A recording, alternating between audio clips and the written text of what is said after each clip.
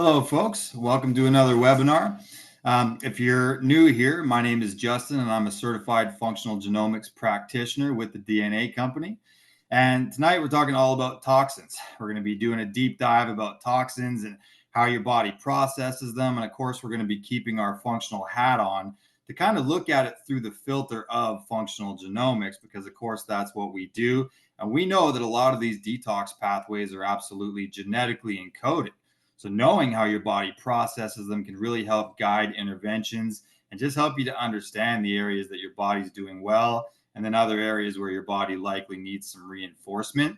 We're also going to be tackling some of the hidden sources of these toxins as well, which is really important because they are saturated in our environment and we need to know where they're coming from so that we can mitigate exposure in the first place.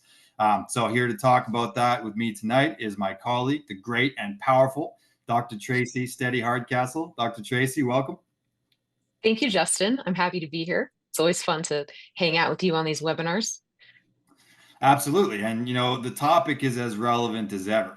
Like, I was thinking about this morning. It's really crazy to think about what a priority this must be for the body, because if you just look at the amount of different, organs and mechanisms that the body has to actually detoxify itself, it's actually really crazy. Like, think about the kidneys, right? So there's one, they filter waste from the blood and then you excrete it via urine. We've got the liver, right? It processes and neutralizes toxins from the bloodstream as well. The lungs, right? They eliminate volatile toxins and gases like carbon dioxide. The GI tract, right? Every time you go to the bathroom, you're detoxifying yourself.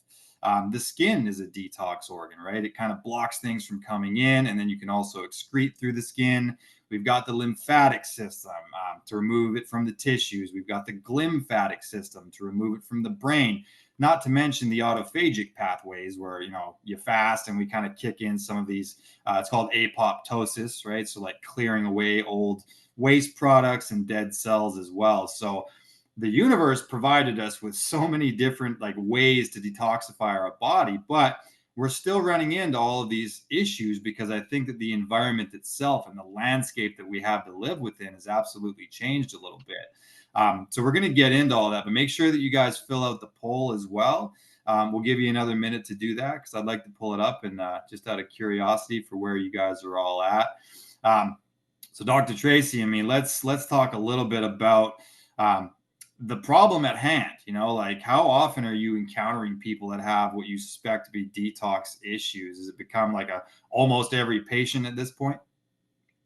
It's certainly a lot of them. And a lot of times by the time we're looking to that, they're feeling pretty bad, right? It's not something that people are thinking about all the time. But when they start to feel poorly and can't figure out why, it's certainly one of the places that I look to. Definitely. How about you? Oh yeah, it's pretty much constant. I really think that it's an independent problem, but then it's also a problem that tends to amplify other problems. You know what I mean? Like, let's say you do have already like a pre-existing health condition going on. Your body has like a hierarchy of priorities, right? So it's like it wants to fight that ailment, the disease state that you're living within, but it's also got to kind of utilize some of its resources towards dealing with X toxin, right? So it's like, I know you have multiple sclerosis and I'd love to fight against that, but I have to allocate this little bit of immune resource to your food sensitivities and the toxins, the glyphosate. It's got to allocate a little bit of its immune resources toward the pollution in the air or the mold in your bathroom or the friggin' hairspray that you're putting on yourself or whatever it is. So just know that the body has to fight against these kinds of things. And the body does make antioxidants as well, but it also makes toxins, right? So there's this constant battle, I think, for homeostasis going on in the body. So we'll be talking about a number of these genomic pathways because I think that that'll help us and everybody in the audience to get to the bottom of that. But before we get too crazy, if Vanny in the background would mind pulling up the poll so we can see where the folks are at tonight. Okay, here we go. So we asked you guys a handful of questions. And the first one is, how often do you think about toxins in your environment? 0% said never, and that's because our audience is on top of stuff like this. 16% of you guys said occasionally. 54% said regularly, and about 30% said I'm obsessed with minimizing them. So, hey, that's where we're at. People are thinking about it. It's on everyone's minds because we know what's happened, right? We know that we have more cars on the road than ever. We know that the food supply has been somewhat compromised, the oceans. But we're not going to have a doom and gloom conversation either today. But let's just be realistic about what the problem is. So the second question is, do you experience any of the following? And select all that apply. So I'm sure a lot of people were double and triple selecting these. 73% of you have experienced fatigue, 54% brain fog, 57% allergies or sensitivities, which can cause brain fog and fatigue, right? These are all connected. 41% hormonal imbalance. Toxins absolutely impact that system.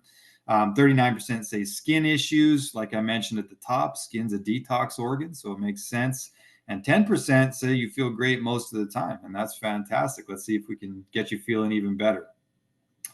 The third question that we asked is, have you ever had your genes tested for detox or metabolism pathways? 61% of you said yes, 31% said no, and 7% said you're not certain what that means. So we'll be going over that quite a bit tonight, and you'll know lots more by the end of this call. Number 4, which of these sources of toxins concerns you the most? And a pretty good dominant percent of you, 58%, said food additives and pesticides. I like where everyone's head's at, right? Because that's one of those genetic inputs that we have to be in control of. 5% said household cleaners, 6% beauty and personal care products, 31% air and water pollution, absolutely, and 0% hadn't really thought about it. I'm not shocked by that with our audience that we target. So the last question here, what's your number one health goal right now? 23% said more energy, just 1% said better skin and hair. That may be something that you achieve as a byproduct of better detox, though, so that's an added benefit for a lot of people. 7% hormonal balance, 12% said stronger immune system, 20% detox and cleansing, and 36% general wellness. So it sounds like we've got us a mixed bag of a bunch of people dealing with a bunch of different detox problems. What do you think, Dr. Tracy? Yes, it certainly sounds that way, which is it's reflective of what we see in our practices, right? Yeah, and That it can it's manifest in a bunch of different ways. So yeah. Well, that's the thing is it makes it tough to pin down. Like, it can be a brain fog, or it can be fatigue, or it can be, any number of skin problems or just other detox issues. There's such a broad way that it can show up in the body. And that's why I say it kind of amplifies other things as well. And it can make it really difficult to pin down. Um, I'm going to go over some of the genes here to start with, because I think that's a great starting point. This is the DNA company, and I hope that everybody's armed with your genetic reports. And if you aren't, or you don't have the test done, like the 30% of you that don't, then maybe this can be an indicator as to some of the value in getting the genes tested so that you can understand your detoxification pathways. So we look at a bunch of different stuff, right, in the DNA 360. There's a whole bunch of different kind of areas that we're looking at. Among them would be things like your glutathione pathway. That's really important because that's basically phase 2 detoxification, right? So the body detoxes in more than one phase. It takes the toxins and it changes them around to render them water soluble so that you can excrete them via sweat, via urine, via going to the bathroom. The change has to happen in the body for you to be able to actually get rid of them. So glutathione plays a really big role there. And we actually look at 3 different glutathione genes in the DNA 360. And each one of those genes is associated with a different area of relevance in the body, right? So of the 3 that we look at, the first one that I always look at is called GSTT1. And this one is predominantly residing in the liver, right? So it's really got a lot to do with liver detoxification. That's, of course, one of the liver's primary jobs via things like the hepatic portal system, et cetera. So with GSTT1, we measure this as what's called a CNV, a copy number variation. And that's one of the things that actually differentiates our test from a lot of these other companies. Usually they're looking at SNPs, which are great. There's a lot of good value you can get. We look at a ton of SNPs ourselves. But Copy number variations are an added layer because there's a lot of really relevant genes that are CNVs. And one of them is this GSTT one. So when I say copy number variation, what I'm saying is you can have 0 copies, 1 copy, or 2 copies. And it's really what did you get from your parents? So 2 copies, it represents the full kind of complete version of GSTT1. So if you go into your antioxidative report, anti-inflammatory reports, it's going to say glutathionization. Look at GSTT1 and see how many numbers are next to it. If you've got 2, that represents a really good line of defense at the level of the liver. 1 or 0 is definitely a little bit more problematic, and you're going to want to have some level of strategies, which we'll get into later, for supporting that area. GSTT1 is kind of the big brother or sister of that glutathione family just because of the liver. I mean, it is a primary, detoxification organ. So we want to make sure that it has that line of defense. The second one that we look at has some nuances to it. It's called GSTM1. And GSTM1 is associated with the gut microbiome, right? So very important that we're detoxifying properly there, because we know what we've done to the food supply, right? The deficient soil and the glyphosates, and then just even the food itself, it can be really low quality for a lot of people. If you have 0 copies of that, like I do, and it looks like Angela in the comments has 0 as well, so we're on the same page with that. That represents a pretty drastic reduction in your capacity to deal with toxins at the level of the gut, right? So we're going to get into some strategies later, but just know that that's what's considered a red flag. With GSTM1, there's actually a paradox as well with the 2 copies that we've found. So believe it or not, the ideal form of GSTM1 is to have 1 copy, because it means you're detoxing decently, but you're not over aggressively detoxing such that your body is kind of recognizing everything as an enemy and choosing to kick on an immune response because of that little bit of glyphosate, or even like the lectins, or like a food sensitivity that you might have. So in GSTM1, if you have 0 copies or if you have 2 copies, both of those are actually considered suboptimal, but the 1 copy is ideal. Understand too that if you have 2 copies, there is a possible predisposition there for leaky gut, right? Because of that immune system being kicked on over and over again your whole life without you recognizing it. It's going to wear away that mucosal layer, and it can thin it out even more. And it's already super thin, just naturally. So just be aware of that. Gut is going to be a really important thing if you have 0 or 2 copies of that. Then the last one that we look at with that is, in fact, a SNP, right? So it'll be the little letters instead of the numbers. And this one is called GSTP1. And that's actually associated with the respiratory tract, right? So like it's more so for what you would breathe in, smog and pollution and mold and cleaning products and hairsprays and all these kinds of things. So that one, if you have a suboptimal genotype, then you're basically not detoxifying things prior to them getting into your bloodstream and into the general circulation via the respiratory tract. And you're going to want to make sure that you've got a number of things in place, being air filters, etc. I'll let Dr. Tracy jump in for some of these other pathways as well. Like, do you want to describe perhaps the SOD2 pathway? Mitochondrial detox is very important as well, of course. Yes. Yes. So SOD2 helps with helping the mitochondria disperse reactive oxygen species. So when you think of those, you're thinking of things that come in and have an interaction, a chemical reaction, and we want to undo that chemical reaction.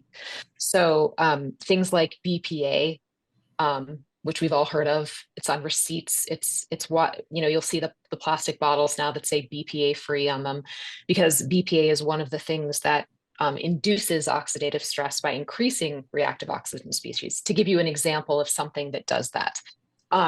So that's what this does. And if it's slower at doing it, then it's doing it less efficiently. And if it's faster at doing it, it's the enzyme is going to help convert things out of that state more quickly. Yeah, and so when you look at your SOD2 gene, the T variant is the one that's going to slow that process down. So if you've got a CC for the SOD2 pathway, it's basically the faster version of the gene. But if you have a T, like a CT, that's going to slow it down. It's going to be like 30 to 40% reduced in its capacity. Or if you have the dreaded TT, which Coach Justin has, it's going to reduce it by like 70%. Right. So it's one of those things where you definitely need to reinforce the mitochondrial pathway. And I'm going to mention a cool little triangle that happens in the body as well that your reports aren't going to pick up on. And that's why I quite haven't been able to be replaced by AI yet, because I can actually pick up on these things. So what's really interesting is that when we're talking about mitochondrial detox and the superoxide dismutase pathway, one thing a lot of people don't know is that melatonin is actually one of the things that aids this pathway. So we've also got a fantastic sleep profile that we look at in the DNA 360 with things like the clock gene, things like the serotonin receptor, things like the noradrenaline receptor, satiety signals. There's a few things that we look at with regard to sleep. If your sleep is suboptimal and you have low melatonin, that's actually going to make it so that the SOD2 pathway has that much less support. That's why all of these things are connected, and we never speak in terms of N equals 1 with the genes. Beyond that, most of your melatonin is made in the gut, right? So if you have gut dysbiosis, gut dysfunction, leaky gut, it's going to possibly compromise the melatonin that much further. So that's why we look at genes associated with the gut. So it's a triangle. We've got SOD2, but if we only look at it through the lens of mitochondria, and this is what matters for mitochondria, and we talk about just NAD and different things that are really zoomed in on mitochondria, we're missing the remainder of the puzzle, because sleep matters for mitochondria. That's why people say when you sleep is when you do a lot of your detoxifying. And then gut matters for the melatonin as well. So if we look at everything like an epigenetic input, understand that when it's the PM and you're looking at the blue screen on your phone, you're in fact disrupting your mitochondrial detox without knowing it, right? And that's the connective tissue that exists in the body. That's why this is so crazy complicated. And we need webinars like this to kind of sort through what that all looks like. What are some of the other genetic pathways that we look at, Dr. Tracy? Like there's so many for like hormone metabolites, methylation, et cetera. Right. Well, I just wanted to say also that the thing, about what you were just saying about sleep and looking at your phone in the middle of the night and all of those things, what that also means is that little interventions can make a big difference. That connective tissue can have different input that makes everything change. And so instead of one can feel overwhelmed by the number of genes that we are talking about, and just know that the good news is little interventions can make a big difference. So some of the SIP family of genes can be involved in the metabolism of environmental pollutants and cigarette smoke. So depending on which version of those you have, you may be better or worse at dealing with that. Back to the GST genes for a moment, that also helps with heavy metals. So when you're talking about those, some people are just a lot more sensitive to heavy metals and have a harder time clearing them. When you're also the SIP, some of these SIP genes deal with things like estrogen toxicity, and so because they help to convert into better or worse pathways to get them out of the body. And so certain things can disrupt their function. So you could end up with, say, estrogen toxicity and other problems, because a lot of these genes help with more than one kind of detoxification. So making sure that what's in our environment is supporting our genetic profile is really important. Some people have a little bit more wiggle room than other people when it comes to these things. And hormones is honestly where I saw a lot of this showing up in my patients. I mean, I did also work with a lot of hormone patients, but so that may have thrown off my data a little bit, but I did see it quite a bit.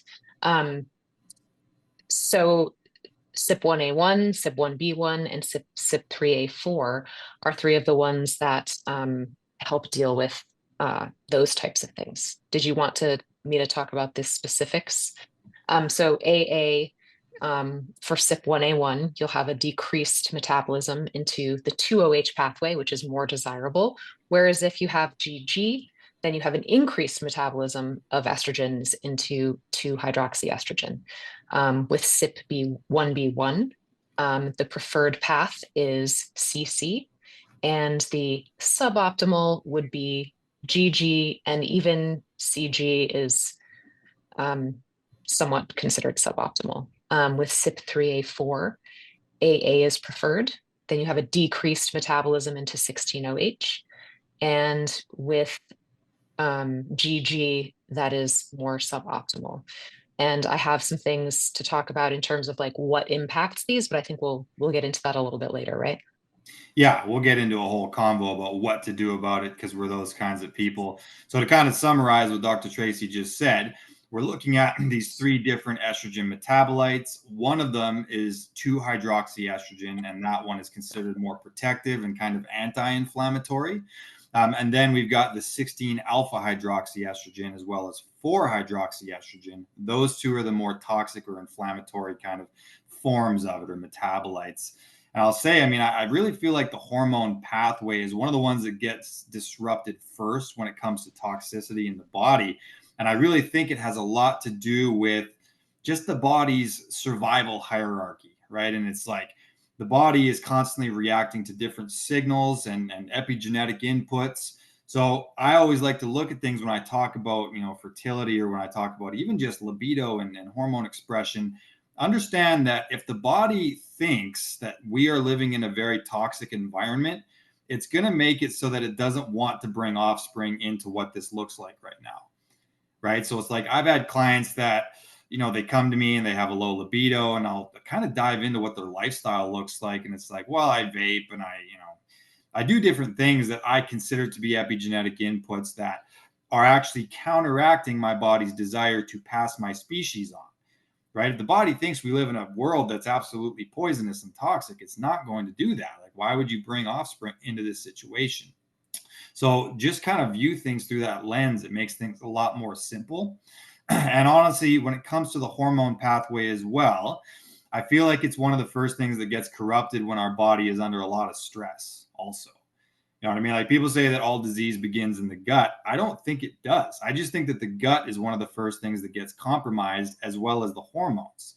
Like, how many times are people just stressed, or they have too many toxic inputs in their life, and they end up with gut problems and things. And it didn't originate necessarily in the gut, but it's like the gut became compromised because of the stress load and the toxin load on the body. Do you think there's a lot of connection there when it comes to like sex hormones, that people are just too toxic? For sure.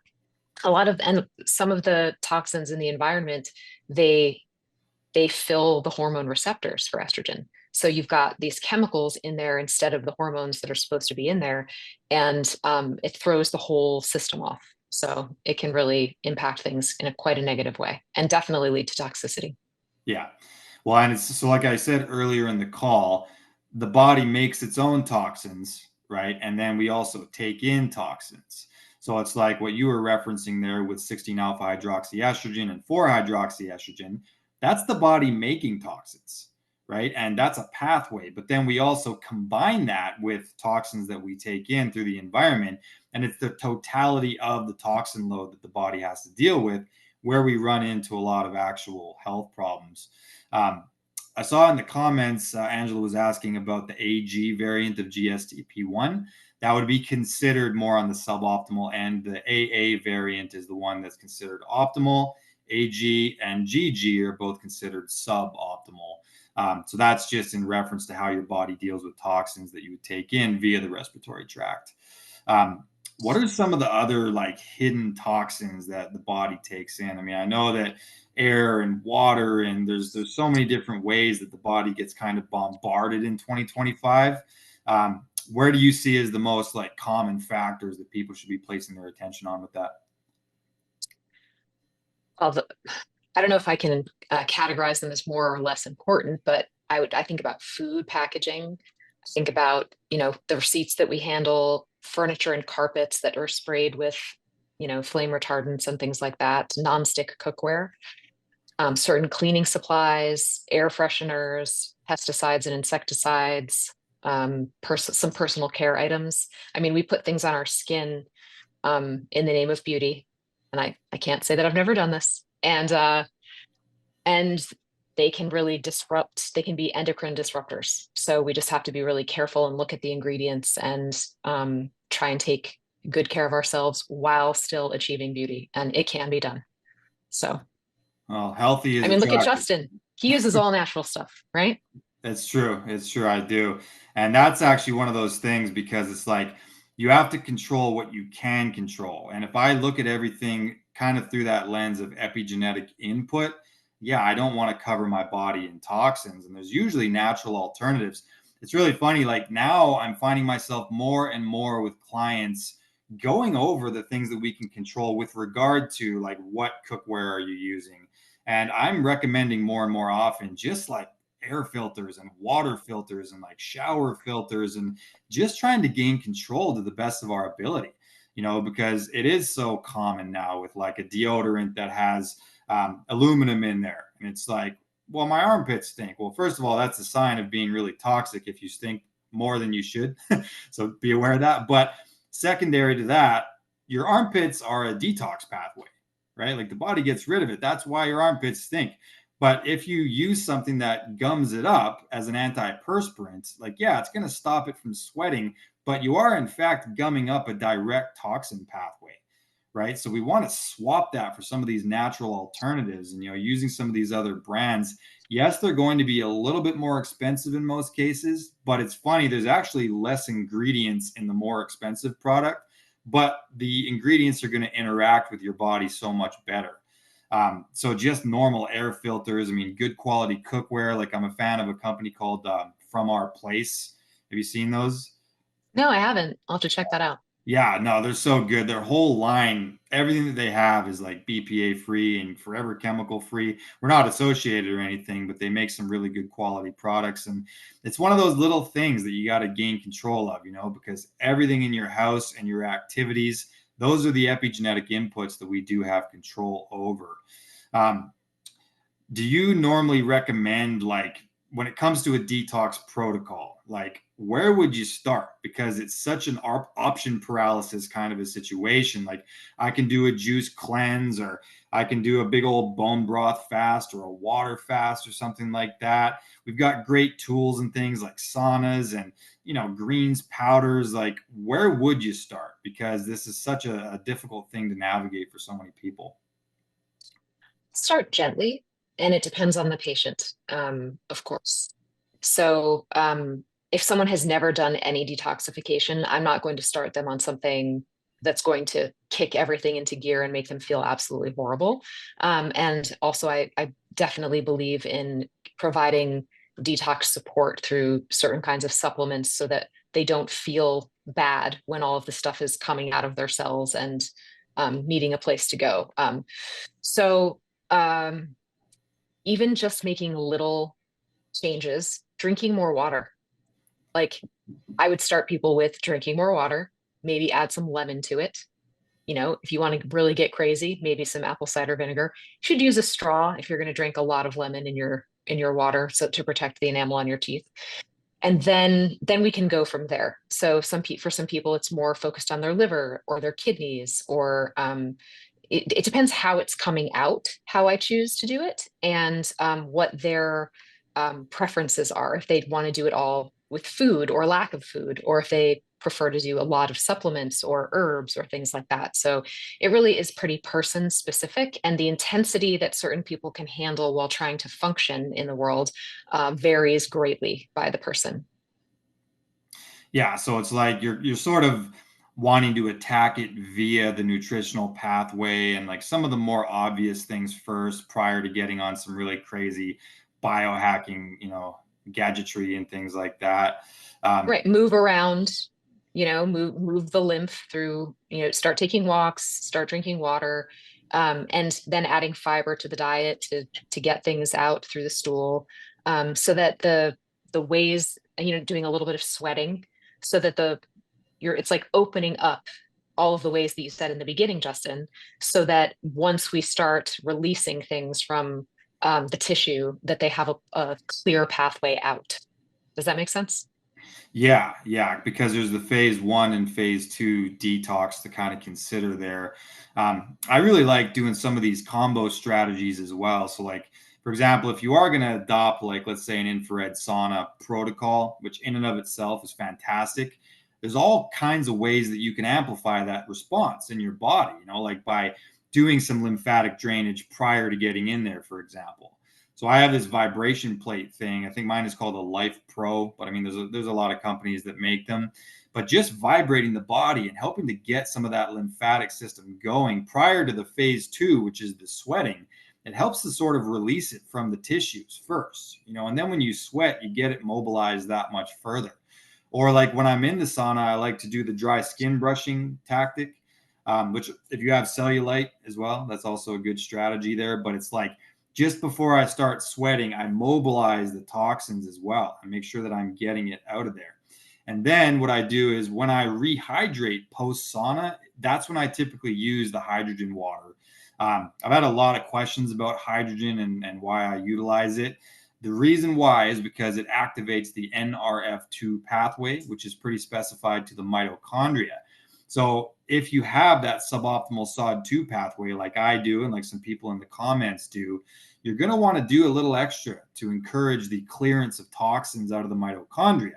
And hydrogen does that. The NRF2 pathway does that, right? So you need to have some sort of hydration strategy anyway surrounding your sauna, and you might as well add a little something to kick that system into high gear.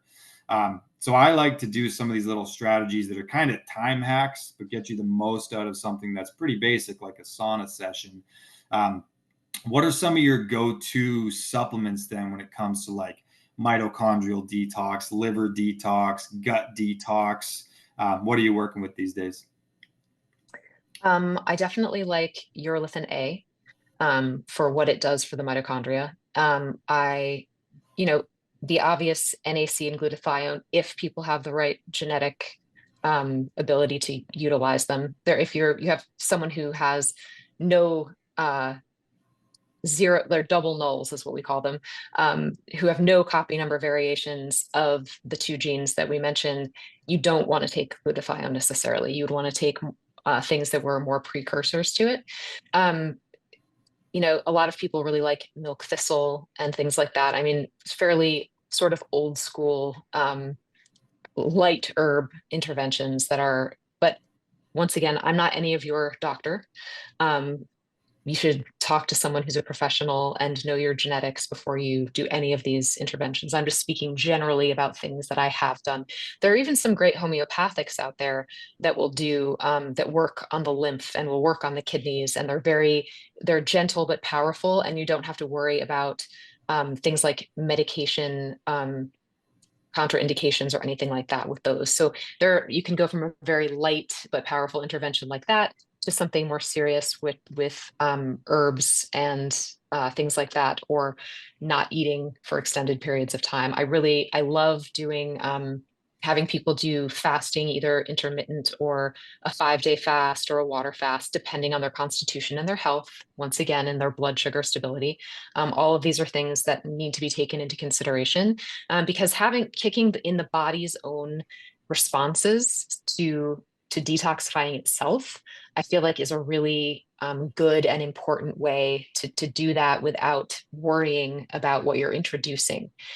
Having the liver and kidneys have to process more things in order to detoxify itself might not be as good for someone as just narrowing their eating window or something like that. Does that make sense? Yeah, well, it encourages the body's own healing capabilities, and I've always been of the opinion that the body is, first of all, massively intelligent, and secondly, absolutely resilient. Like it's got its own internal processes to help deal with these things. And my role, I guess, in coaching has always been to go in and nourish that, the body's innate healing ability. This is a self care model that we teach. We do not do the forced in sick care model. We do that opt in healthcare model. And it's very important because this gives people the power to do it on their own. I'll share a really good biomarker as well that people can look at when it comes to this conversation of liver congestion, because it is pretty common, right? And especially if you're on like a couple of medications and you don't know if you're on the right diet or not. I mean, the liver is usually working pretty hard. And something that you can look at, it's actually a dried urine sample typically that you would do. And it's called a UBA, a urinary bile acid. And so in brief, the liver, it that's what actually creates bile. Some people think the gallbladder creates it. The liver is what makes it, and it sends it to the gallbladder, and the gallbladder sort of distributes it. It's like a little intelligent kind of storage vessel for bile. And when you eat something that has fats in there, the gallbladder is going to release some bile, and there's something called the hepatic portal and enterohepatic circulation. And it's this relationship between the liver and the gallbladder, and it circulates bile around, and it really helps your body to A, digest things, and B, detoxify. So when you have these urinary bile acids that are elevated in your urine, that's almost a direct marker for liver congestion. If they're elevated, you know that you've got a congested liver, to where if you're going to embark on a detox protocol, the liver is going to be one of the things that you're aiming at. Right. So looking at the genes, understanding, okay, I've got one copy of GSTT1 and it's suboptimal there. Then if you test the urinary bile acids, you'll understand right away that there's liver congestion going on there. And then you can tailor the strategy by using like a TUDCA, for example, is a fantastic ingredient for, for bile acids and just liver detox. And it's also great for the mitochondria. Like there's a lot of things that you can get from TUDCA. So that's a really good one. And another marker that I'm a big fan of with regard to oxidative stress, right, which this is really the SOD2 pathway that Dr. Steady was talking about, is called 8-OHDG. And that's actually a marker that you can find that's associated with like DNA damage from free radicals in the body. Right. So you look at your SOD2, okay, I've got the TT variant there. That's a really slow profile. Then you test the 8-OHDG and see that that's elevated. Now we know, right? Oxidative stress is one of those areas that the body needs support when it comes to detoxification. So those are a couple of my favorites. Like, do you have any other things that you look for in patients, or do you kind of go more like symptomology and work backwards? Or like, I know that people are probably showing up to you all day with these kinds of symptoms. What do you do for kind of tracking purposes? Sometimes I will do, there are a bunch of different tests that can be done. So I would tailor it toward the person. Sometimes you really want to know, have they been exposed to heavy metals? Are they collecting any of these chemicals in their bodies? Because they need to be cleared differently. But starting with symptoms and going from there always makes a lot of sense to me, because it's about what the person is experiencing more than what I think is important to evaluate. So if someone comes in and something's bothering them, I may want to find out what it is specifically, or I may just want to start saying, eat some more fruits and vegetables, drink some more water. Let's just see, let's make sure you're not taking some vitamins or supplements that aren't good for you.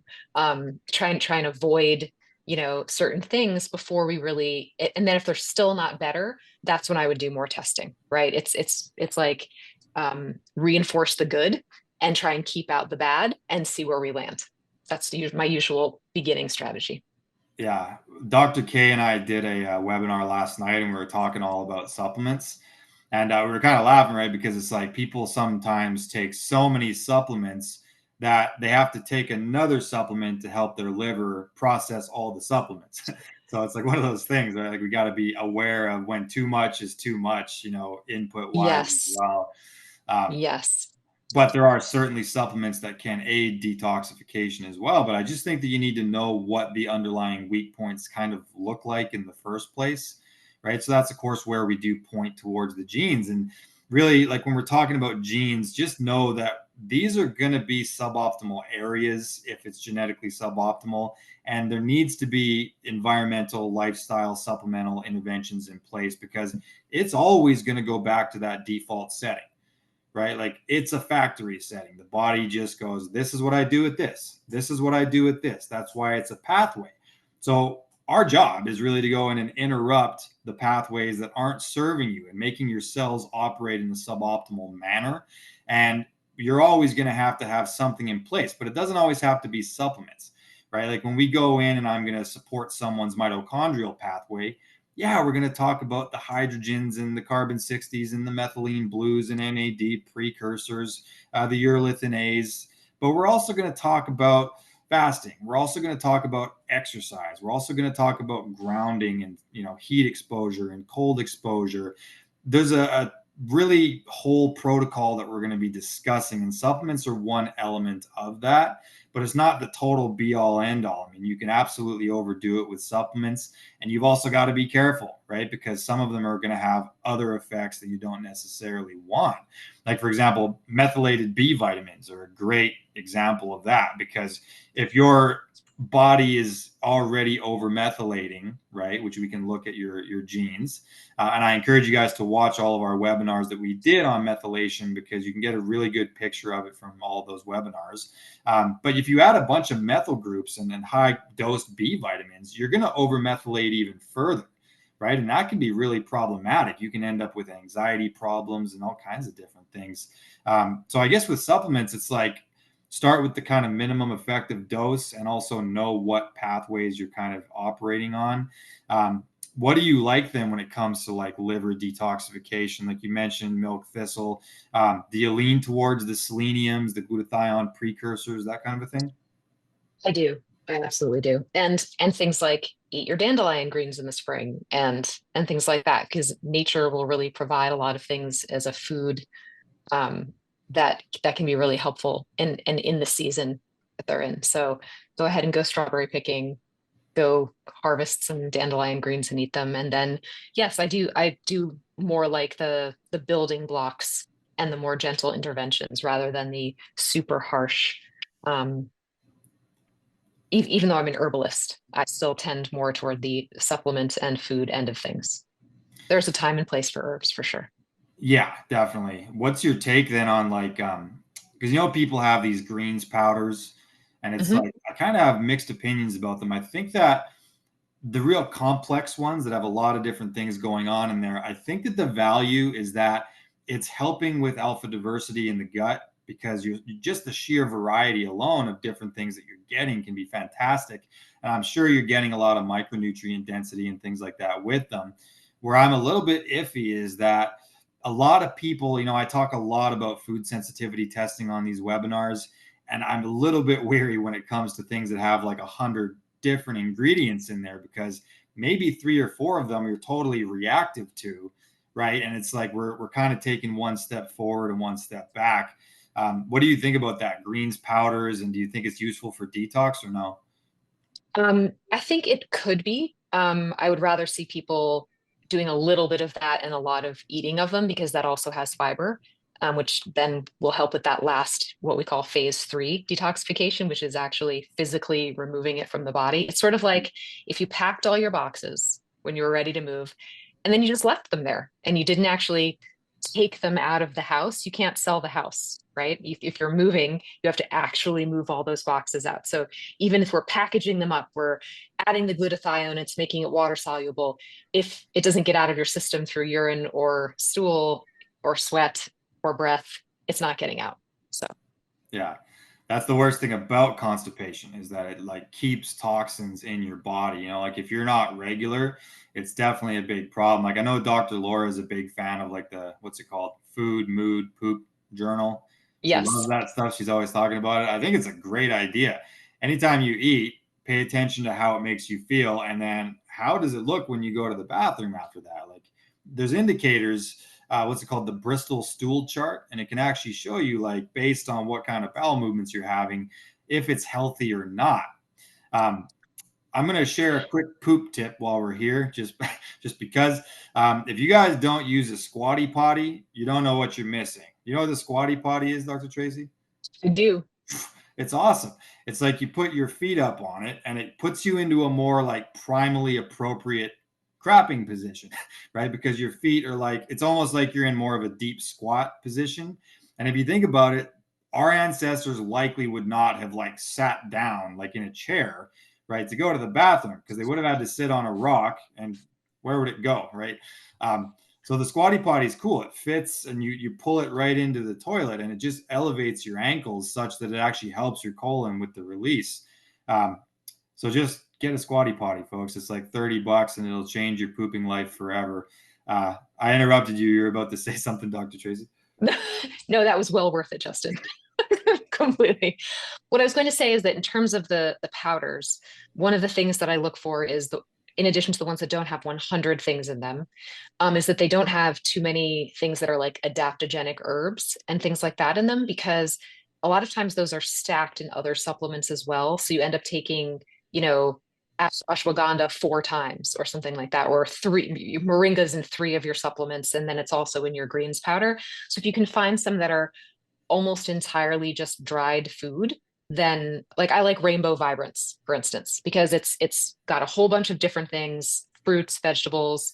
It doesn't hurt the glycemic load at all, and it's doesn't have a lot of other additional things that I have to worry about interactions around, unless someone, of course, has an allergy to something that's in it, which one would need to screen for that. But and we have no affiliation with them either. It just pops into my mind as an example of one that doesn't have, you know, a lot of that doesn't have artificial sweeteners in it, that doesn't have a ton of extra herbs in it, because sometimes people try to put the whole kitchen sink into something, and that's not necessarily what we want to do, because not everything is right for everyone. Maca gets thrown into a lot of these greens powders, and there are a bunch of different phenotypes of maca, and not all of them are appropriate for every person. So just read your labels and keep it to a minimum would be what I'd say. Yeah, and then just be aware too, right? If you have any kind of a, like, some people don't do well with oxalates, or they don't do well with like phytic acid or lectins or any of these kinds of things. And it's like, for those people, you're probably better off not, even if the other 90 things in there do well for you, you're probably still not creating the best case scenario. So bounce it off of that sensitivities and make sure that you're selecting a product that has only the good and none of the bad. I do think that a little bit of the bad can be okay for people because of, this idea of hormesis and hormetic stress. There's environmental hormesis, like when you work out or when you fast or sauna. Positive adaptation is going to come out of that, but there is a little bit of a positive adaptation that can come from a bit of exposure to toxins, right? So that's where there is a bit of a dichotomy here. Like, if your body doesn't like a little something that you took in, it can actually keep your immune cells sort of on guard and circulating and ready to do something if a bigger pathogen comes in. And that's what's funny when we do our, we have a fantastic gut test, the Gut 360 Premium. And when we know that we're not looking for zero candida, we're not looking for zero E. coli. Sometimes it's like micro amounts of bad bacteria operate as a hormetic stress, right? We want balance. We want biosis in the gut, but a little bit of a something that's like, that's kind of an enemy. It's good to have enemies because it keeps you sharp, right? It keeps your body ready to do stuff. So it's like, we don't want to be too parasympathetic, right? We want a little bit of sympathetic activity in there as well. It's okay to have a little bit of stress. What we're talking about tonight is the bombardment and just like the major amounts that the body has to deal with. And just how to shore up those areas. But a little bit of stress will definitely help you, and a little bit of toxins is even okay if it's in the form of like a food powder like that. I'll shout out one. Cardio Miracle is probably my favorite as far as one of these complex supplements, because it does have a large ingredient list. And once again, know your food sensitivities. But if you have any kind of cardiovascular problem as well, like, for example, if you have the 3, 4, 5, 6G and the 9P21 locus that we test for, that'll be in your cardiovascular report. Understand that you're going to need some support there. And some of these powders like Cardio Miracle are awesome because it's got like, astaxanthin and grapeseed extract and organic turmeric. And it's really delivering a whole bunch of different things to the endothelium in your cardiovascular system. And it's fantastic for decreasing the inflammation and upregulating toxic events in your body, because you're delivering it on a pretty steady basis. You're taking it twice a day, and it's upregulating nitric oxide for 12 hours at a time. And because you take it twice a day, you have better blood flow all day, and then it's delivering all of these great nutrients at the same time. So I'll shout out Cardio Miracle because that's probably the only real like complex powder that I take. The rest of it is kind of like individual ingredients. What about some more advanced detox protocols? Like, do you ever mess around with like carbon 60s and like, peptides and some of these more advanced strategies, or do you keep it a little more to the minimum? It depends on the person. So I have used both of those things. Um, and some of the peptides I think are really, really great, especially if people are at a certain point in their journey. I think that they can really be helpful. When I wouldn't use them is before I have done a bunch of other things to set them up properly. But yes, I definitely have used some of those in my practice. Yeah. Yeah, me too. And like I think that it's not the first thing that you reach for either, right? Like for example, if you have the suboptimal mitochondrial pathway, I don't think you need to jump right to like more advanced stuff, like the methylene blues and things of the world. Start with the basics, being like if you're going to supplement, it would be like a tocotrienol, vitamin E, manganese, PQQ, some of the more just general supportive ingredients. But then you may need to graduate to some of the crazier stuff, like I have a totally suboptimal SOD2 pathway, like I mentioned, but my lifestyle is such that I need more support because I choose to not stop working out, right? Like, really, my advice to a sane person would be like, stop boxing, stop doing all these things that are creating so many free radicals. But the truth is, I don't want to, right? So it's like I know the genes, and when I'm operating out of alignment with my genes, that's where I reach to the more advanced protocols, right? Like I am creating a lot of free radicals because I do too much cardio, because boxing and weightlifting, these things up my heart rate, and you end up with more free radicals. So that's where having the more than maintenance strategies in place is useful. The hydrogens, the carbon 60s, the urolithin A's, the saunas, the fasting, all these kinds of things. Sometimes it's called for as well to have a more advanced strategy. Yeah. I know that we got to get to some Q&A. Is there anything else you wanted to touch on with regard to this conversation of toxins, how we deal with them, how we identify them? Anything we missed tonight? I think, there's even a difference between painting a room in your house or painting professionally with paint that has high VOC count, right? So, like you were saying before, we're all trying to control what we can, but I think that sometimes the fear of some of these things can get a little overwhelming because it looks like everywhere we go, there's danger. And so just keeping in mind, if you need to paint with that VOC paint on in your room, open up all the windows and, you know, bust it all out and then be done with it and let it air out before you move back in. But I wouldn't say, and of course there are lower VOC paints out there, but I'm just saying that's just an example of something. Whereas if you're someone who's painting with that for your job, then you may want to have someone help you and see what your detoxification pathways are and what the kind of effect that could be having on you so that you can get some really serious support. You don't need to go out and do a big cleanse after painting one room in your house, right? It's more like when these things accumulate, unless of course you have a bunch of other things going on that are also contributing to your load, then sometimes painting one room in the house can just push you right over the edge. So it really depends who you are, but just nobody needs to look at the world like it's this big scary place full of toxins waiting to get you. Um, it's okay. The body is resilient, as Justin said, and we're not here to scare you. Yeah, it's like when we did a webinar with Dr. Patrick Porter from BrainTap, and I'm a huge fan of the BrainTap device. And one of it stuck with me forever because he said they looked at positive thought and gene expression and how that all kind of goes. And he says when you view things as challenges instead of threats, like it literally wires your genes. Like you're going to have the best possible gene expression that you can create when you look at things as being threats, right? Like that's why I said at the beginning of this call, this isn't a doom and gloom conversation. Let's be honest about what the challenge is, but it's exactly that, right? It's a challenge. It's not a threat. This is something that we have to deal with. We're intelligent people. We can deal with it. But let's not be delusional either and pretend like the world doesn't have toxins in there because it absolutely does. And your body makes them on top of that. I'm a big fan of the Jasper air filters, like JASPR. They actually have a way to track like the particle levels in the room that it's in. So even mold and different things, and it covers a pretty big area. So that's a great one. I really recommend for detox that you have a good quality HEPA filter in the bedroom, in the kitchen even, because like when you cook, there's a lot of off gassing and things that actually happen within that. And it's kind of invisible unless you actually burnt something. But that's another area that I think having some extra air filtration is very useful. What about water filters? Like, do you do the RO? What's it called? Why am I Reverse blanking? osmosis. Reverse osmosis, RO. Do you use that? No, I'm still using the big charcoal, the big huge charcoal ones. But I have heard that reverse osmosis is great. One of the reasons I didn't was because it takes the minerals out, and we have a well, and Oh, so we get our water tested every year. But I didn't want to take out the minerals that were in it, so that's what we use. And I use a molecule air okay. purifier. I like that one. So Yeah, Molecule's awesome as well. That would be like right up there with the Jasper.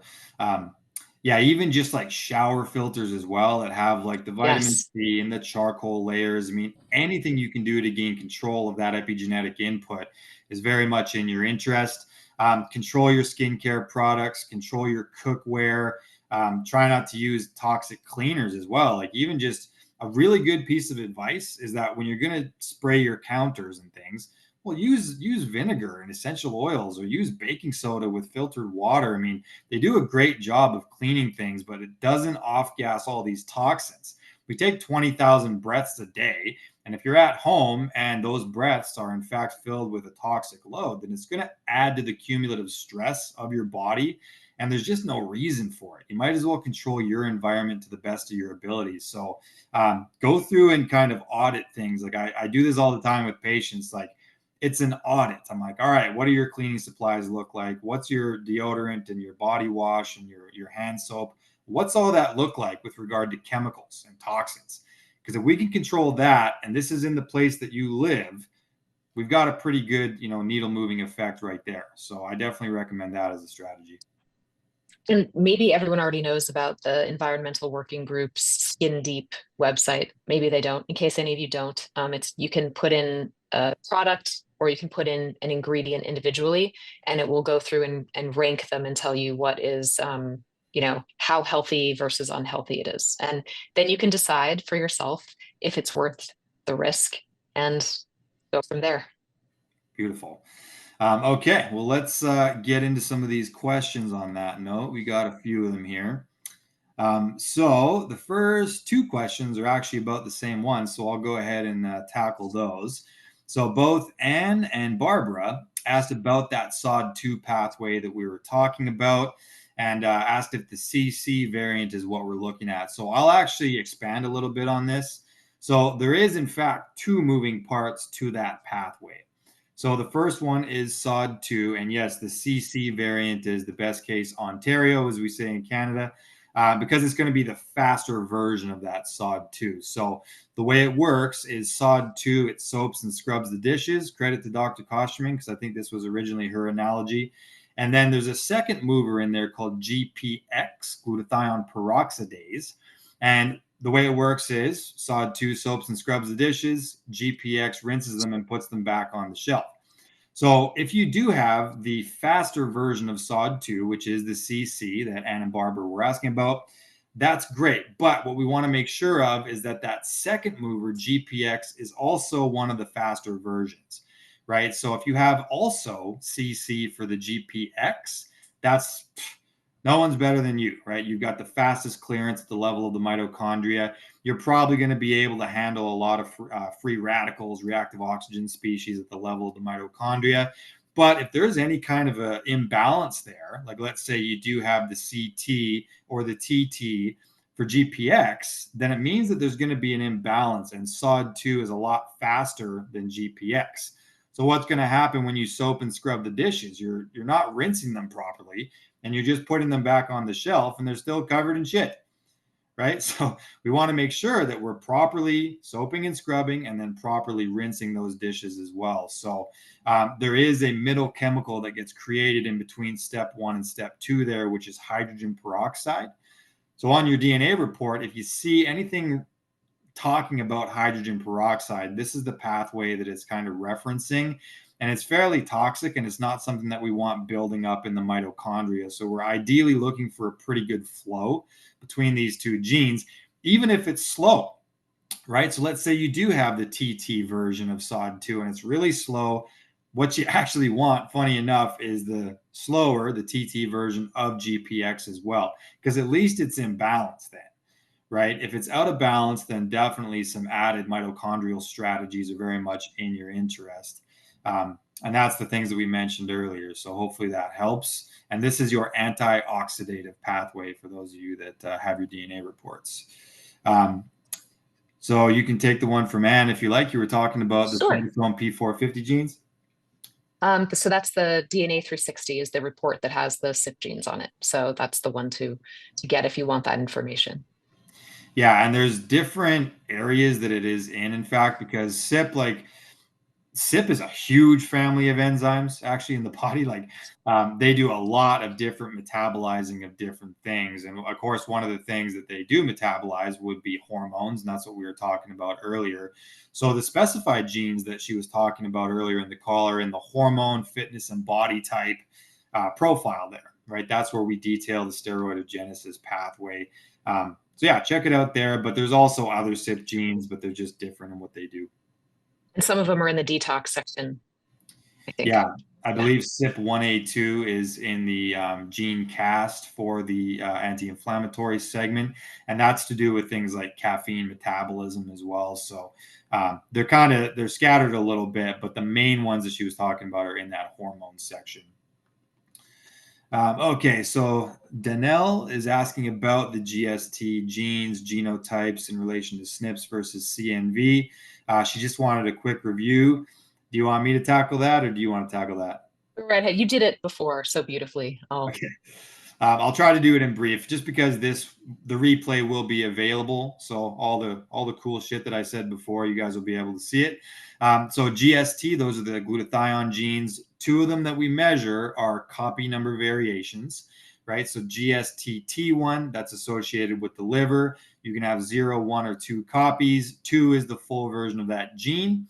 If you have 1 or 0, it represents a red flag with regard to detoxification. Then GST-M1, that's another copy number variation, and that's associated with the gut microbiome. So what I was saying before, there's a bit of a paradox with that, because 0 copies is a bad thing, and that's what Justin has. 2 copies represents over aggressive glutathione. So even 2 copies and of Dr. Tracy has that. you have 2. Okay, well, we're red flagging all over the place then. Yeah, we are. We've got healthy lifestyles. Um, so 2 copies is over aggressive. So it's effectively something that makes it so your body is a lot more prone to just kicking on immune response over and over again in response to the foods and things that you take in. Same with the stuff on the foods, right? Glyphosates and what have you, pesticides. The gut is going to react heavily to those kinds of things. So we want to make sure that we're detoxing. And if you do have the 2 copies there, I would honestly recommend paying some attention to the mucosal barrier as well, because that can be compromised and weakened with a whole lifetime of 2 copies of GSTM1. So, some bone broth, some glutamine, colostrum, maybe some BPC 157, something to shore that up is usually in your interest there. You can do mucosal barrier assessments as well, right? You can test things like zonulin, histamine to DAO ratio is another great marker to look at for that as well, just to understand if the gut is in fact creating an immune response there. So that's GSTM1, 0, and 2. Both can be problematic. 1 in the middle is, in fact, what you would be looking for ideal composition. So the third and final one is GSTP1. This one is, in fact, a SNP, and that's associated with the respiratory tract, right? Pollution, mold, smog, all that. So the AA variant of GSTP1 is ideal, right? That means that the body is detoxifying it before it enters the alveoli and gets exchanged and ends up in the bloodstream. Toxins, I'm talking about. You have a good layer of defense if you have the AA, but if you have the AG or the GG in GSTP1, that's going to be a red flag, and you better get yourself a Jasper or a molecule ASAP. But that's how those work. So there's 3 genes that we're looking at. I did mention earlier glutathione peroxidase. That's separate, and that's to do with the mitochondrial pathway. So we look at it in the vein of antioxidation, not glutathionization. They are, in fact, 2 different pathways. Angela's got a great question. What is a good cost-effective home sauna? Do you have a sauna, Dr. Tracy? I do. It's Sunlighten, but they have a smaller one that is relatively cost effective. It's a one person one, and then they have bigger ones as well. But I know that there are many out on the market since the time that I got mine. So you may be more up on the latest and greatest than I am. Well, Sunlighten's fantastic. They're a really good company. I went with Clearlight because that one is so the main reason, just being honest, I didn't go with Sunlighten is because at the time when I was in the market, they did not have any Canadian warehouses. So I would have paid 30% more right off the bat. Clearlight just so happened to have warehouses in Ontario, and I was able to get it from there. And it's a great company. I'm a really big fan of this Clearlight one that I have because it has other stuff that you can use. Like it has add-ons like halo therapy, for example. So you can get like this salt therapy thing, which really helps if you do have that suboptimal GSTP one. Because while you're in the sauna, it's like being in a salt cave. Like it has these cleansing Cool. salts. Yeah, they get released into the sauna. And I'm doing breath work in there and I'm doing all my biohacker stuff. And it's like just added, value in that way. And then it's got this reinforced red light device that goes inside of it as well. So infrared and red light therapy are two different things, kind of like they're different wavelengths. And with Hmm. this one, they made a red light device that doesn't explode from the heat. So there's actually a full body red light device in it, like on the door, which is cool. And then you can make the seat vibrate if you get that add on. Like there's a lot of cool stuff you can do. But with regard to something a little bit more cost effective, by the way, there's financing for a lot of these companies as well. So that's usually pretty helpful. But you can get these sauna blankets as well that really are going to do pretty close to the same thing. It may not be as luxurious or whatever, but the company that I got my PEMF mat from, which is called Higher Dose, they make one of those sauna blankets. You know what I mean? You can just like wrap yourself up in it and you're still going to get the heat exposure benefits. You better believe you're still going to sweat, right? You're still going to get hot. The heat shock proteins and the detoxification is all going to be there. So maybe check that out. Higher dose sauna blanket, I Yeah. think is all they call it. And I've seen a few of them around. I've never used the sauna blanket, but my sister swears by it and I trust her. So give that a shot. But I mean, honestly, normal sauna is great. If you can't, I mean, a hot bath, like just something to get the temperature heating up and get that hyperthermic state. That's going to help with detoxification. I mean, when you're in a hot bath, you are sweating. You just don't notice it because you're immersed in water, right? So anything that gets that phase two happening, and then we replace the stale fluids with some good reverse osmosis water and some hydrogen and some electrolytes, and we're just kind of replacing stale fluids that have been in your body. And you can still do the strategies I talked about. Like you can still dry skin brush before you crawl in there, or do the vibe plate before you crawl in there. Something to encourage it and start getting these toxins moving. That's really what we need. But check out Higher Dose. So Susan's got a question about. Oh, sorry. She's got two questions, but these are two different Susans. That's why I was confused there. So the first Susan, Susan number one, said, "What are your thoughts about breathing hydrogen?" I have a couple opinions on that. Do you have any thoughts on breathing hydrogen? So I I do not. Big okay. So hydrogen guy. yeah, hydrogen's awesome. And you can do a lot with it, right? Like you can have a hydrogen bath, believe it or not. Like you can actually get these bath bombs that are made out of hydrogen. There's the water bottles, and then there's the pills, and then you can also breathe it in. Um, I haven't seen any downsides to utilizing it as like a, in a nebulizer or something like that. I think that it could be a useful idea, but it's something I would run by your primary practitioner. Justin's going to stand here and say what he says, but I'm not your practitioner, right? So make sure that you would run it by them. But I've seen the healing effects of hydrogen in its various forms, and I don't see why breathing it in wouldn't be tremendously useful in healing. I have dabbled in nebulizing glutathione, exosomes, that kind of a thing, and it's definitely useful for cleaning out the digestive tract. Like if you went traveling to a place where there's a lot of pollution, that's going to be one of those protocols that a lot of practitioners will recommend, right? Like nebulizing stuff that helps clear out your lungs a little bit quicker. So in brief, I've never actually done it myself with the breathing it in. I typically use the tablets, but I think that there's likely some value there, but run it by your practitioner and come back on one of these webinars and let me know what they said, because I might try it myself. Susan 2 said, what lab tests UBA, like the urinary bile acid? Um, so there's the only one I'm familiar with is FDN, right? Functional Diagnostic Nutrition. They work with these labs called Fluids IQ. And the urinary bile acids, of course, that is going to be urine, right? So it's a dried urine thing. You pee on this like card, like it's like a paper card, and you dip it in, pee. And then there's kind of a process to it because you want to, I can't remember if it's fasted. I believe it's a fasted test that you would do. And then you just send it into the lab. And you can also get that 8-OHDG marker from urine as well from Fluids IQ.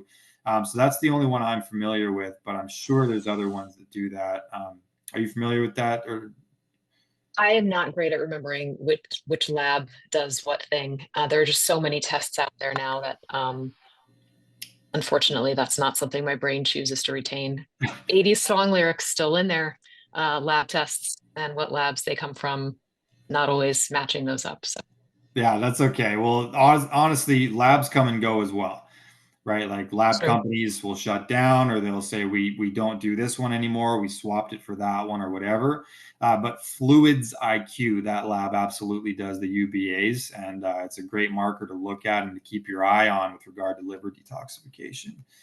Um, Mayer, I hope that I'm saying that right. Why do so many functional medicine doctors recommend methylated B12 without knowing a patient's genetics? Whew, do you want to field that one? Well, I think because they don't know what they don't know. And years ago, we were all told basically that, the methylated form was better, that it was more usable in the body, that a lot of people were having problems because they couldn't methylate properly, and we didn't know what we didn't know. So now what they should be doing is going through DNAU and figuring out how to tell what people's genes are, and how to help them best. But it's there's a lot to keep up with these days. And so I wouldn't necessarily say that your functional medicine doctor is bad at their job, just that you know, they don't know about this wonderful testing. So feel free to tell them so that they can get the training so that they can take the best care of you that they can. Yeah, and let me tell you something about DNA University.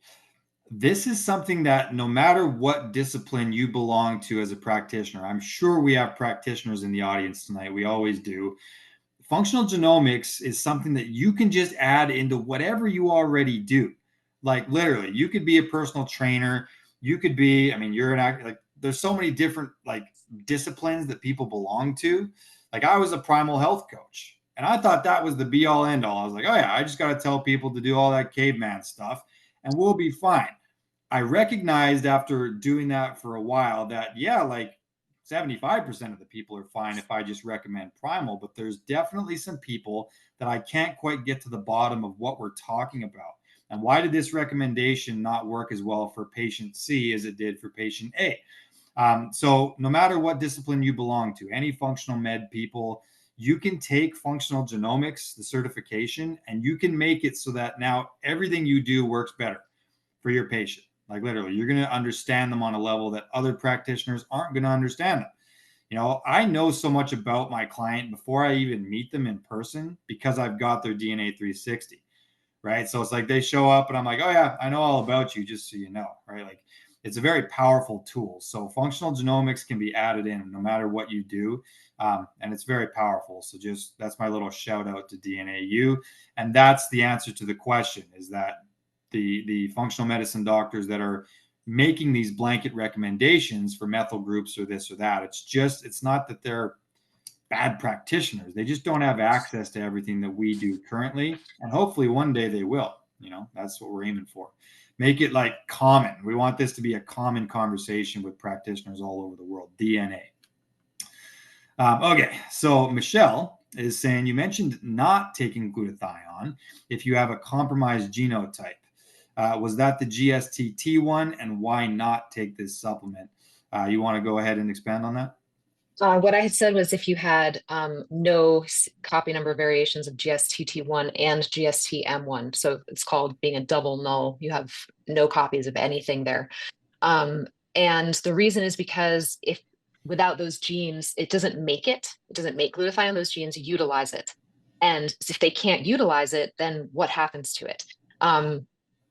It may be that it can bind inappropriately to other things that you don't want it to, and that wouldn't be great. But people tend to feel really poorly if they do that. So that's why I said that. Instead, it would be better to do a more to do like selenium and NAC and things like that, and try and get the precursors for glutathione going, rather than taking it directly like a liposomal glutathione, which is great, unless you don't have quite the genetics for it.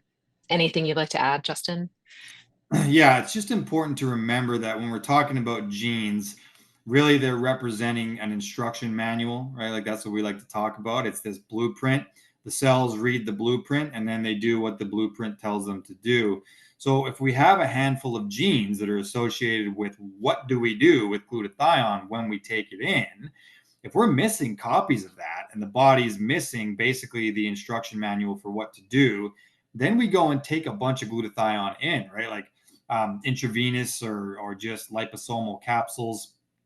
The body's just took in a big dose of an ingredient that it doesn't have the instructions for what do we do with it, right? So what typically happens is that it'll sort of bind to other things. Like for glutathione to do its job, it has to bind to stuff. That's part of how it works. So if it doesn't know what to bind to, it's going to indiscriminately bind to things that are negatively charged, and that would be things like minerals, in the body. So it's probably going to grab on to some minerals, and then the next time you go to the bathroom, you're going to be getting rid of a whole bunch of minerals, and that's why we've seen so many people feel like crap.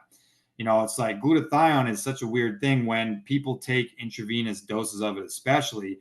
Some people feel like $1,000,000 after that, and then other people are totally just exhausted.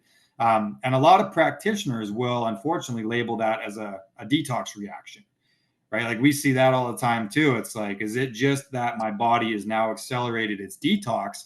That's why I feel bad. Or is it the robbing of the minerals? And you didn't know that the glutathione was attaching to other stuff. So that's the value of the genes and the copy number variations that we measure, because you'll actually know that. And if you have those nulls, exactly what Dr. Tracy said, we need to support with precursors to upregulate the glutathione pathway without overloading the pathway itself. The precursors aren't going to bind to minerals and rob you of it. It's just the glutathione in its sort of finished form is what's going to do that, right? So we support it with the precursors, and it helps the body make more of its own glutathione, and it won't do that to the pathway. So that's what we're talking about. We are on to our very last question here, and thank you everybody who's contributed. Angela has another question, says, I know I have toxins in my body due to my DNA results. I vape and I know I need to stop as well. Should I do toxin testing before I start detoxing? If yes, where do I get the testing? If not, where can I start with detoxing? Oh, where to begin with that one, Dr. Tracy? So I don't think you necessarily need to do toxin testing before you start detoxing, but I also don't know what kind of detoxing you're planning on doing. And you're planning on detoxing. See, it's hard without being able to ask questions. That's one of my problems. I always have 4 questions for every question that's asked of me. There are too many ifs about this question, I think. Are you detoxing before you start, you stop vaping? What exactly did your DNA results say? Are you having any other symptoms? I think I would need to basically not interrogate, but gently question you in order to be able to answer this question properly, I think. Yeah, so definitely like a coaching session is what I would recommend, because Yeah. I'll tell you, we do something really, really important here called clinical correlation, right? So it's like the genes in and of themselves are very valuable, right? We know what they do, we know how they impact the physiology, but it's literally 50% of the equation, because the other side of it is in fact the client's lifestyle, right? How do they operate? How do they conduct their day? A habit such as vaping represents an epigenetic input that is in fact filling your body with things like toxins. I would want to know, what does that GSTP1 look like? I would also want to map out the rest of your lifestyle. Because for every second you're not vaping, are you doing yoga under a waterfall? And you know what I mean? Like, we need to kind of weigh it out and see what the total picture looks like. So I highly, highly recommend a coaching session to you. We can get to the bottom of a lot of these things, but as far as the testing and different things, if you've already done the DNA 360, like it sounds like you have, you've already done a fantastic test for that. I wouldn't wait to stop vaping. I would do that right away because that's the low hanging fruit there. Regardless of how good your genes are, that's one of those habits, right? That's pretty much just a, you know, what's bad about vaping, especially? It's like with cigarettes, you have to go outside. You know what I mean? And it's like they're really expensive. You have to light something on fire. Everyone's going to smell it on you. There's like a designated area and it's winter time and you got to walk across the parking lot to have a cigarette. The vapes are more of a problem to me because you just click the button and it's right there. You know what I mean? And then a lot of people do it inside. Like I remember working at a supplement store and people like vaping and blowing it into the back because it disappears. Like smoke doesn't disappear as easy, but the vape does. So you can do it way more often. You just click the button and go, go, go, go. It's harder to get away from because it's electronic and it's quick and you can kind of hide it. So that's a habit that I would start working towards getting away from now. But for the rest of it, a coaching session would do you the most good of anything because then we can really map out the entire thing. And I'd be happy to be your coach if you get directed my way. So hopefully that helps. And with that, we've come to the end of our time. Dr. Tracy, this has been a lot of fun. We've only done a couple of these, but I'm hoping that we can keep it going. I feel like we've got a good little synergy between us. Absolutely. And thanks everybody for showing up, right? Like we show up for you. We had a lot of people on this call, and I hope that everybody found this valuable. Maybe put it in the chat if you learned a thing or two tonight. And I'm looking forward to just carrying on and seeing everybody. And hopefully we're able to do a few more of these with regard to toxins because it's such a big topic. And other than that, Justin and Dr. Tracy, we're signing off. You have anything to say? Nope. Thank you, everyone. And thank you, Justin, for being an awesome co-host as always. Right on. Well, we will be seeing everybody soon. And take care of yourselves and keep those toxins out of your life. Signing off. Excellent job, everybody. Thank you. Have a good night.